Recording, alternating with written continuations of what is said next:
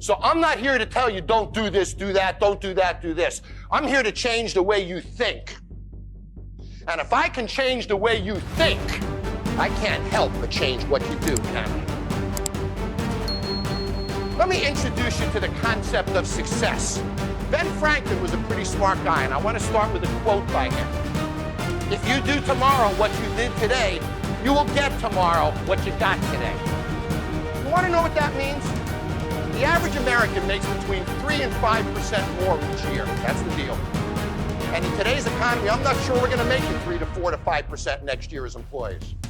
So it takes you 20 years to double your income in America as an average person. That's the mediocrity that we're stuck in life. And then you meet people who have the uncanny ability to double their income in a year, to get promoted 5 times in a year. The ones that beat the system, the ones that conquer it. You've all seen them, haven't you? The difference between them and the ones that don't do that is that they wake up in the morning and they think differently. They understand that if I do tomorrow what I did today, I'm going to get tomorrow what I got today. You want a bigger car? How about a nice house in Tahiti? Sure, would you love a nice house in the hills? We all want better things, don't we? We all want more friends, more stuff, more money, more security, more travel, more enjoyment.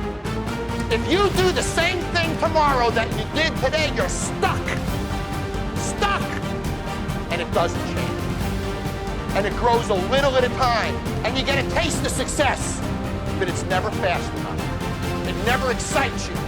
And when it does, it's a good month, or a good 2 months, or a good 3 months, but it doesn't provide a trajectory that creates success. So the first thing I want you to think about today is I want you to wake up tomorrow and do something different. And understand if you do the same damn thing, you're stuck. Just because you did it a certain way yesterday, there's no reason to do it that way today. I want it to hit hard. That's not what drives success, you do. There's no place for patience in business. You know, patience in life means things happen slower than they could. So if you're going to be on this planet for 70 years and things happen slower than they should, at the end of 70 years, you're going to have less, aren't you? Less experiences, less time, less money, less of everything. So let's all hurry up, man, and get more out of life. If you think your life is complete, then I suggest that you're an ass. Because tomorrow always has a great opportunity in it. Your life is not complete until you close your eyes. So when you say somebody who's in a job they hate would love to be able to do this, my comment is, why the hell are you in a job you hate? Don't you have the courage to leave it? So you're in a job you hate, you're doing nothing to change it, but you'd like better. Sometimes you have to do but if they have mouths to feed. Sometimes I get it. But what were the things about you? Listen, we'd have to go over those specific cases, I think, and really get into each person to break them. But what do you think that were the things about you? One of it is you always had your eyes open to tomorrow and new opportunities. What were some of the other things as part of your personality? Because there aren't many people like you, but I've seen and I'm studying more and more people where amazing things are happening at 55 and 60 and putting them on life journeys that they never thought they were going to have. And I'm seeing that you guys have a lot of the similar attributes, but what do you think? What was it about you, John? Courage. Courage. You know, the first time I went and shot a pilot for bar rescue was really hard. You think it's easy to scream at people on national television, to insult people on national television, to call you a jerk, challenge your marriage, challenge your integrity, challenge your professionalism? That's hard. That's not who I am. I don't wake up and embarrass people in front of their friends, right, in front of their family. Bar rescue is the hardest work I have ever done. The courage that it takes for me to go out there and do these things. The only final advice I would give you is I've lived a very unconventional life. And it's because I live my dream every day. Dreams are inspiring. Work is not. Find a dream. Dreams make this world go on. It built our whole country. And when we get in a rut as human beings is when we lose touch with our dreams. We lose the ability to fight for those dreams. So don't be an employee of Google. Live your dreams at Google. Find a way to match your dreams with the goals of your company and your own work, because there's nothing worse than when you see somebody who lost touch with their dreams. You wake up in the morning, you're failing. So you blame the president, you blame Congress, you blame Greece, blame the euro. I mean, construction industry, it's the mayor, it's the... And you wake up in the morning and you look in the mirror and you're not failing because it's the other guy's fault, or it's the economy's fault. But if you looked in the mirror and said, I'm failing because of me, you wouldn't like it, and you'd change that. And I believe the common denominator of failure in any business is excuses. As long as you wake up and blame poor sales on the economy or an environment, then you have no motivation to make it better, because it's not your fault. But in the worst economic environment, 4 or 5 years ago in this country that we've seen in our lifetimes, there were people making a lot of money, weren't there? In the height of that recession, there were people selling advertising, people opening restaurants, people building businesses. Somebody's making money, so the excuse is bull. It's bull. So wake up in the morning and own your failure. Look in the mirror and say, I'm failing because of me. And you won't like it. And then you'll change it.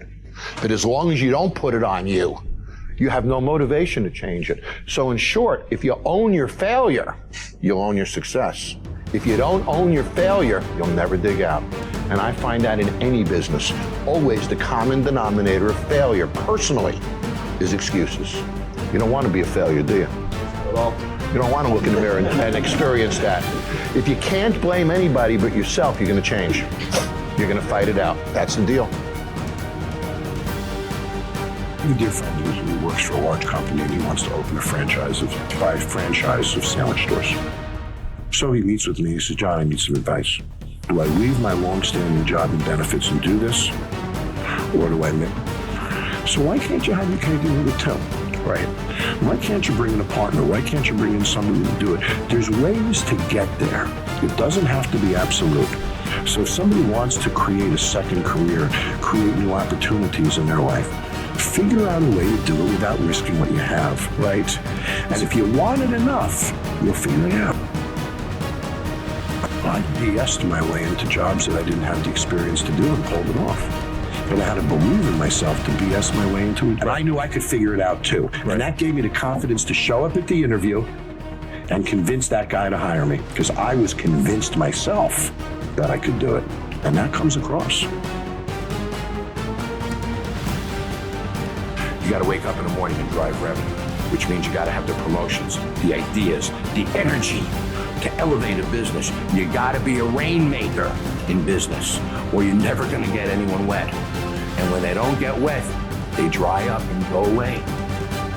And it's that wetness of a rainmaker that filters down and trickles to everybody's success. You have to drive the energy of revenue to be successful. And when you do, you'll have no expense problems. I drive quality as a leader. My systems maintain quality. Now, with regard to new projects, to me, every new project is a ball. And I have to move that ball every day. So I know, for example, that I have 4 balls on my desk. They might be 5 pads. Let's say 5 balls on my desk. They might be 5 different pads, 5 different books, 5 different projects. Every day, I'm going to move those 5 balls. That's the way I live my life. And I can't go to sleep at night if I don't move every one of those 5 balls every day. Sometimes I have 3 balls. Sometimes I have 7 balls. But the amount of balls that I accept and put on my desk, every one of them is going to move forward every day. And I become relentless. So I've learned to live my life based upon the progress I make on a daily basis. And I believe that business is defined by what we do every day, every single day. And business is defined by the days that we have. So if you move those 5 balls every day, you can't help but be successful. You will achieve it, but you'll achieve it on a daily basis.